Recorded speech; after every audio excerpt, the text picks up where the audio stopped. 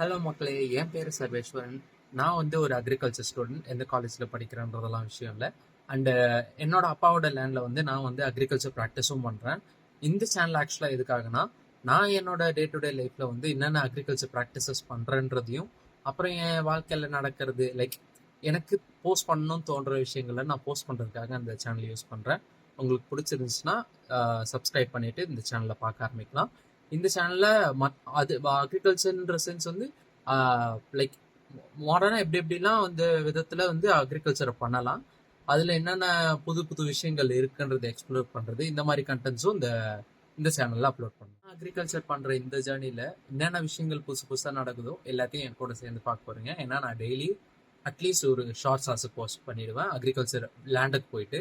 ஏன்னா ஒரு நாள் நம்ம லேண்டுக்கு போகும்போது புது புது விஷயம் கற்றுக்கலாம். இது எல்லாத்தையுமே நான் வீடியோவாக எடுத்து போஸ்ட் பண்ணுவேன். சீசன் ரபிக்கு நான் இந்த அக்ரிகல்ச்சர் ப்ராக்டிசஸ் இது வரைக்கும் பண்ணியிருக்க அக்ரிகல்ச்சர் ப்ராக்டிசஸ்லாம் ஒரு வீடியோவாக நான் இன்றைக்கி யூடியூப்பில் அப்லோட் பண்ண பார்க்குறேன். இன்றைக்கி ஆக்சுவலி August 15 நான் ப்ளவ் பண்ண ஸ்டார்ட் பண்ண டே. அண்ட் இதுதான் நம்ம லேண்ட். இதில் தான் நம்ம மொத்த கல்டிவேஷனே பண்ண ஸ்டார்ட் பண்ண போகிறோம்.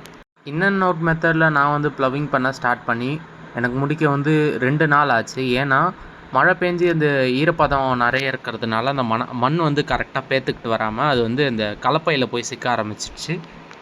இதனால் என்னால் கரெக்டாக அந்த ப்ளவிங் வேலையை முடிக்க முடியல. நிறைய புல்லுகள் அப்படியே இருக்க மாதிரி தான் நிறைய ப்ளவ் பண்ணி முடிக்க முடிஞ்சிச்சு. ப்ளவ் பண்ணி முடித்த கையோட டெயின்ஸாக சோயிங் பண்ணியாச்சு. விதைச்சி கொஞ்ச நாள்லேயே பார்த்தீங்கன்னா நாங்கள் நாத்தாங்கால் விட ஆரம்பிச்சிட்டோம். ஆக்சுவலி இன்றைக்கி 7th செப்டம்பர். ஆக்சுவலாக ஆடிப்பட்டத்தில் தேடி விதைன்ற ஒரு வார்த்தை இருக்கும். ஆனால் இப்போலாம் மோஸ்ட்டாக சீசன் மாறி போனதுனால அந்த ஆடிப்பட்டம் தேடி விதைன்றதுனால மழையில் மாட்டுறதுனால கொஞ்சம் லேட்டாக விடுறாங்க. இது லேட் சம்மான்னு சொல்லுவாங்க. ஆடி முடிஞ்சு கொஞ்ச நாளில் நம்ம நடுற மாதிரி இருக்கும். எங்கள் அப்பா ரொட்டவேட்டரை வச்சு ஃபுல்லாக அடித்து இருக்கிற வீட்ஸ் எல்லாத்தையும் க்ளோஸ் பண்ணிவிட்டு அதை ஒரு படல் கண்டிஷனுக்கு ஏற்படுத்தி நம்ம சீட்லிங் ரைஸ் பண்ணணும். நம்ம கை நாற்று விட போகிறதுனால நம்ம நர்சரி ப்ரிப்ரேஷனில் மெயினான முக்கியமான விஷயம் லெவலிங்காக பார்த்துக்கணும். மோஸ்ட்டாக லெவல் பண்ணிவிட்டு நாங்கள் ப்ரிப்பரேஷனை முடிச்சிட்டோம். 14th செப்டம்பர் நாங்கள் நாற்று விடுறதா இருக்கிறதுனால நாங்கள் 13th செப்டம்பரே விதையை ஆக்சுவலாக சீட் ட்ரீட்மெண்ட் பண்ணி ஊற வச்சிட்டோம். 120 kg ஆஃப் சீட்ஸுக்கு நான் 500 grams ஆஃப் டைகோடர்மா விடையும் 1/2 liter ஆஃப் பேசிலஸும் கலந்து நான் சீட் ட்ரீட்மெண்ட் பண்ணி ஒரு நாள் ஃபுல்லாக ஊற வச்சு அதை எடுத்து மேலே நம்ம காய வச்சாச்சு. நெக்ஸ்ட் டே நம்ம நாற்று விட அதை ஃபீல்டுக்கு எடுத்துகிட்டு நாத்தாங்காலில் வச்சாச்சு. ஆக்சுவலாக மொத்தம் நாற்று விடுறதுக்கு 3 பேர் நான் ஆக்சுவலாக கூப்பிட்ருந்தேன். அவங்க காலையிலே சனிமூல தலையில் பூஜையெல்லாம் ஆரம்பித்து முடிச்சு வச்சுட்டு விதைய விடுறதுக்கு ஸ்டார்ட் பண்ண ஆரம்பிக்கிறாங்க. ஆக்சுவலாக பார்த்திங்கன்னா நம்ம 2 விதமான சீட்ஸ் விடுறோம். ஒன்று ஒயிட் பொன்னி, இன்னொன்று சீரக சம்பா.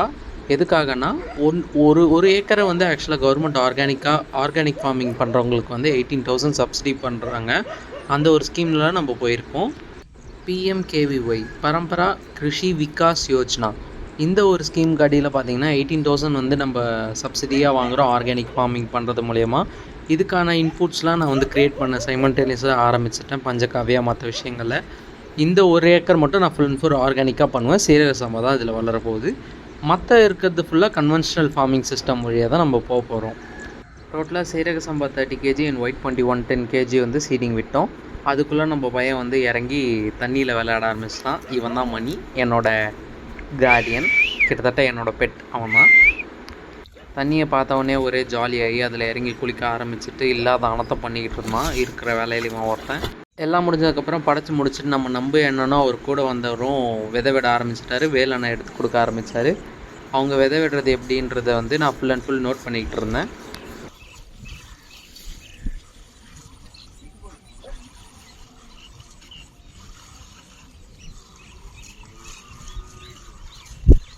அப்புறம் ஒரு வழியாக சீரக சம்பா விதை விட்டுட்டு நம்ம பொன்னி விதை விடுற அடுத்த நாத்தாங்காலுக்கு வந்துட்டோம்.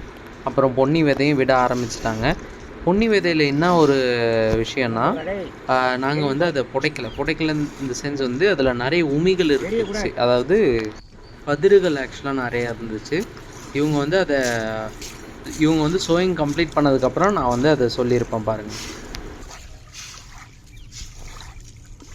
கை விரல் விடும்போது நம்பி அண்ணா வந்து நான் கேட்குறப்போ என்ன சொன்னாருன்னா, லைக் நம்ம கை விரல்களை வந்து ஸ்ப்ளிட் பண்ணி நம்ம விதைகளை விதைக்கும்போது அது வந்து ஈவனாக நம்ம லேண்ட் சர்ஃபேஸை கவர் பண்ணிவிடும். அதாவது விதை ஒன்று மேலே ஒன்று விழாமல் ஈவனாக நம்ம லேண்ட் சர்ஃபேஸ் கவர் பண்ணுறது மூலமாக நிறைய நாற்றுகள் முளைக்கும். நம்ம வந்து கை விரைக்கு தகுந்ததாக இருக்கும். அதாவது நம்ம கையால் எடுத்து நாற்று நடுறதுக்கு தகுந்ததாக இருக்கும்.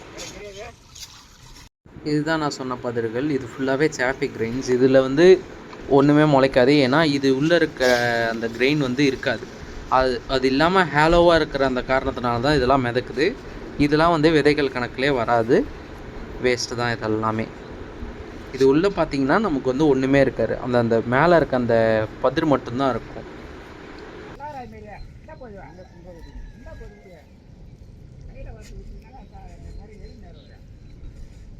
இதோடு வந்து நம்ம நாற்றாங்கால் விட்ட ப்ரொசீஜர் முடிஞ்சிடுச்சு. இதுக்கப்புறம் வந்து நம்ம பார்க்க வேண்டிய விஷயங்கள் என்னென்னன்றது அடுத்தடுத்து ஷார்ட்ஸ் அண்ட் வீடியோஸ் மூலிமா நம்ம பார்க்கலாம்.